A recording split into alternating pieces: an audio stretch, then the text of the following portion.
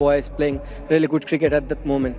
সাকিব তামিমের দরকার নেই, টি-20তে আমরাই সেরা। ওয়েস্ট ইন্ডিজকে হোয়াইট ওয়াশ করে ম্যাচ শেষে একই বললেন লিটন কুমার দাস। নেট জুড়েই তোলপাড়, বিস্তারিত দেখুন দর্শক পুরো ভিডিওতে। দর্শক, ওয়েস্ট ইন্ডিজদের বিপক্ষে প্রথম এবং দ্বিতীয় টি-20 ম্যাচ জিতে আগেই সিরিজ জয় নিশ্চিত করেছিল বাংলাদেশ জাতীয় দল। আর আজ হোয়াইট ওয়াশের মিশনে নেমে শেষ টি-20তে আগে ব্যাটিং করে শুরুতেই পারভেজ হোসেন ইমনের তাণ্ডব, এরপর শেষ দিকে 42 বলে 72 রানে জাকের আলীর পাগলাটে ব্যাটিংয়ে বাংলাদেশ ওয়েস্ট ইন্ডিজকে 190 রানের টার্গেট দেয়। জবাবে ব্যাট করতে নেমে তাসকিন শেখ মাহাদি রিশাদের বোলিং তোপে মাত্র 104 রানেই গুটিয়ে যায়, যার ফলে ওয়েস্ট ইন্ডিজের মতো টি-20তে দাপিয়ে বেড়ানো খেলোয়াড়দের হোয়াইট ওয়াশ করে ইতিহাস গড়ল বাংলাদেশ।